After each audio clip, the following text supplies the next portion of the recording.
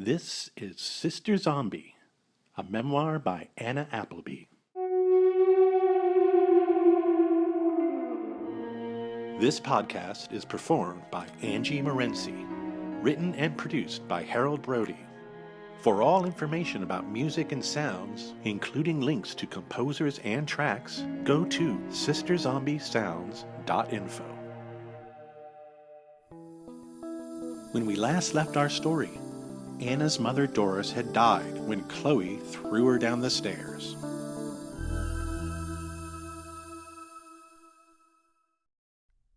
Chapter 20. Sackcloth and Ashes. In the carrying of our mother to the basement, I discovered that Chloe was well capable of following simple directions and executing them with modest prowess. More arresting was her newfound strength, for her ability to raise our mother off the ground with one outstretched arm was formidable indeed. But investigation into this would have to wait, as I took Doris's arms and Chloe took her legs, and within a minute our mother was prone on that dank concrete underground floor, awaiting revival. As Chloe followed my command to get dressed, I contemplated the charge before me. I knew the first part of the ritual would be the most awkward and unpleasant, disrobing my own mother to bathe her completely in the balm. But I was successful in convincing myself again that I was a physician, a fabulous necromancer of sorts, possessing the most enchanted of powers. And who's to say I didn't? For wasn't I at that moment a conjurer of life? Could there be any greater prescription? My patient mother lay before me to receive, so her naked state couldn't bother me, though I do remember thinking that she should keep her body in better physical shape. Be that as it may, I applied the ointment with diligence, confident in my abilities, feeling even a bit smug, surprised only with the ease at which I was dealing with my mother's death. Really, other than the fear of its public discovery, now I felt nothing.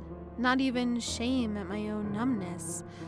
I remember hoping that this was merely a survival mechanism, that I was coping in order to function, that the death of my own mother was of such severe trauma to me that I buried it in order to attain the task at hand, which was of course her restoration into life. And wasn't my act of resuscitation the ultimate kindness after what was surely another grievous accident befalling my poor embattled family? Wasn't I now the only glue keeping my family whole? I had no time for grief, for I had a job to do. My family needed me. Whether it was forced upon me or not, I had to accept it. As I massaged the oil into my mother's every pore, I noticed Chloe watching me closely. I allowed this to continue, for though I appeared in all aspects to be Chloe's master, such trust on her part bore a strong sense of reciprocity in me. I had to remain open to her and hide nothing. We were embarking together on a new facet of our relationship, and the paradigm had shifted, to say the least, but I had to remain respectful. I certainly held no animosity toward her. That had all paled away after that fateful moment on that rock face. No, I held nothing but love for myself, other, and it was warming and good.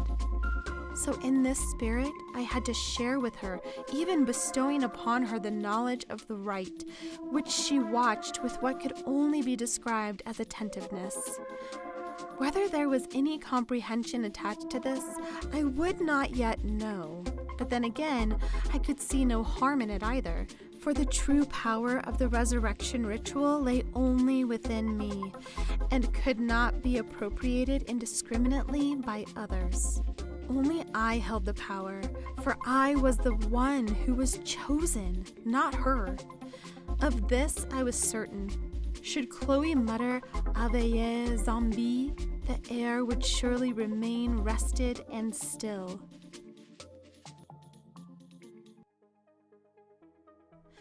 But something curious happened when I completed the ceremony with my mother. Yes, indeed, she rose back to life as expected. Had this lost its wonder to me already?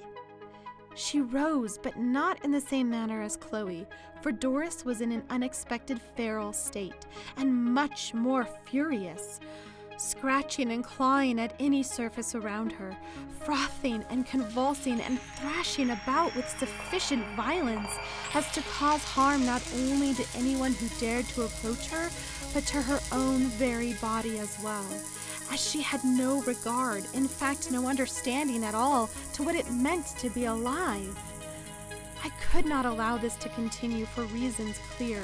I yelled my orders to her sharply, commanding her to stop, but unlike Chloe's swift obedience, Doris responded only in the half, quieting for a moment before resuming her tremendous flagellation anew. Repeated instructions only restarted the cycle, and no matter how harsh and complete my invectives, my mother would merely pause, look confused, then carry on as if I hadn't said a word. My only option was to incarcerate her, if only for her own safety. I saw no viable way for her to escape the basement space, for the window was too small to allow passage, and the padlock on the door was secure. I was able to calm her just enough for Chloe and I to back out of there, and I locked the door just swiftly enough to hold Doris inside, though she flung herself predictably against the door with an impressive wallop. The door and the lock held sufficiently firm. I felt a brief rush of accomplishment and took a step back toward the front of the house, but that's when I heard it. The mother of all screams, pardon my pun. It was loud enough to garner suspicion from neighbors, to be sure. Feeling very pissed off about the situation, I told Chloe to stay as I went back to the car and got the tire iron. Then I went back downstairs, unlocked the door, and managed to confound stupid Doris with a loud shriek of my own, which gave me time enough to whack her hard over the head with that tire iron, and she slumped to the floor unconscious. If she happened to be dead, well, so what? I'd fix it. I'm the boss of this family now. But she wasn't dead, and I managed to find some rope in the car, and I tied her best I could to the workbench leg, going around her neck and waist and making sure her wrists and ankles were tied together behind her. She was essentially hog-tied like an animal on a spit.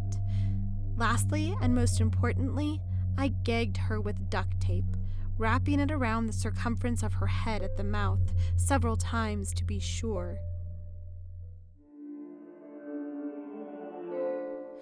Chloe followed me upstairs. Unlike Doris, she followed my simple commands to the letter, with no resistance, no forgetting, no lack of respect for my authority. All I needed to say was, "Stay behind me, stay quiet, stay calm," and it was done. I led her up to her still, disheveled room, and we sat on her bed next to each other. In that precious moment we sat together in silence. I savored the peace, unafraid of my new responsibilities, but praying for safe haven nonetheless.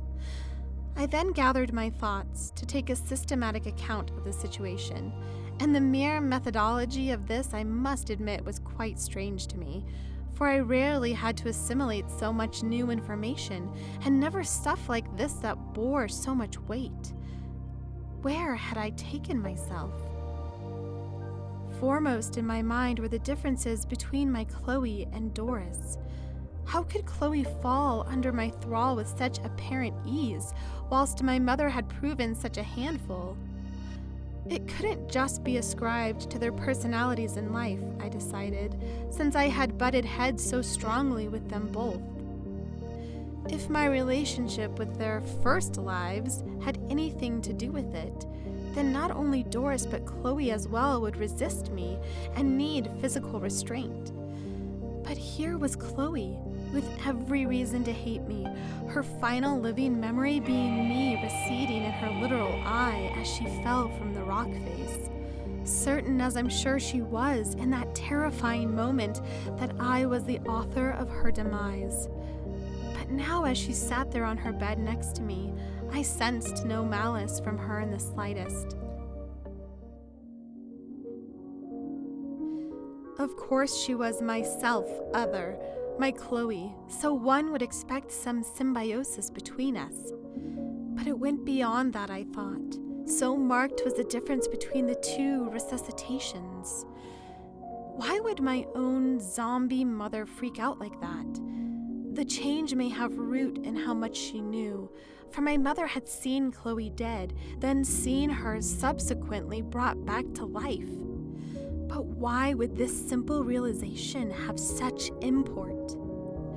I hearkened back to something Mr. Spellman had told me in his class on that fateful day before the rock face.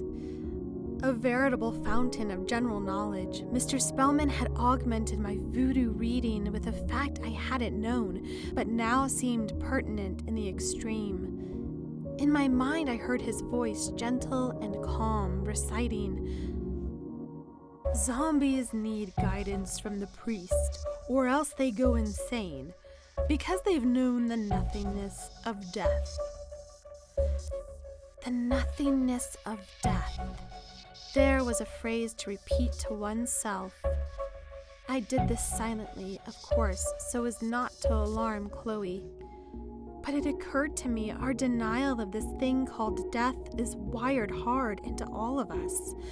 We deal with our own mortality by banishing it from our thoughts, so much so that it doesn't even exist. Now I can hear the veritable chorus of you that disagree with me, those who say that we live under the pall of death every day, but this can't be true.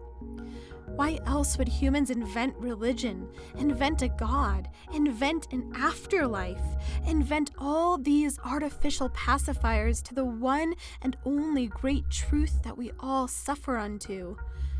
Because we don't want to know it. We feel this denial so strongly that it permeates our every cell and allows us to live without the everlasting torment that otherwise would surely occur. But this essential denial was lost to Doris. It had fallen from her spectacularly and hard. She was thrust into grieving for her favorite beloved offspring, and then, to add insult, the offspring returned as an unholy monster, unreal, an insult and a joke that couldn't possibly be. None of this, Doris's infernal process, had happened to Chloe, who had merely perished, was brought back in love, and that was all. Doris had screamed in horror, then had fallen into that scream. She had seen too much. She knew the true nature of death. No one should have to suffer that. None of us really do, much less come back from it.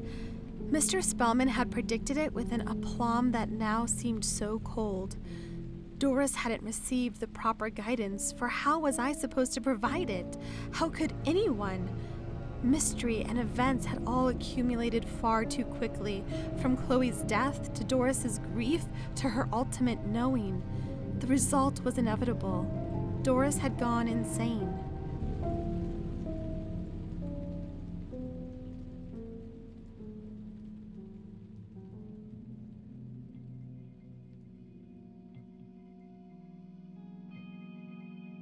I turned my attention to the one person I could control and guide and redeem, my beautiful self-other, my Chloe, sitting next to me, a poor covered canvas anticipating the light.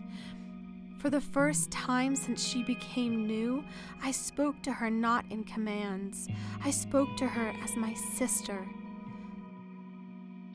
"This is your room," I said, not knowing if she would or could remember. Chloe shifted her head a little toward me as I spoke, but held no expression and did nothing else. Like you would do with a small child or a pet, I deemed to speak with her as if she was cognizant. "I'm sorry I messed it up," I continued. "But you understand. I was angry. But I could never stay mad at you for long. I love you, Chloe. You're my sister." Chloe just continued her empty gaze, and I persisted in acting as if all was well. Then I turned my questioning back to an issue that had been postponed in all the agitation. You're very strong. I mean physically. The way you lifted our mother off the ground like that, with just one arm?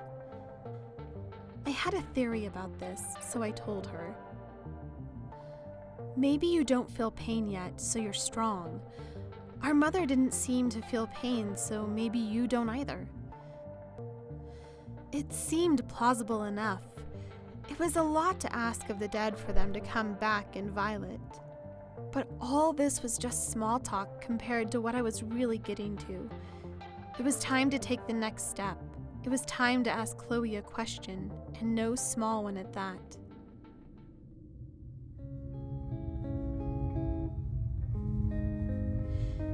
Do you remember James?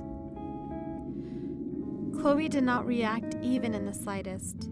It was too soon. I told Chloe to lie down and go to sleep, and she did. I watched her for a minute before I left her there alone.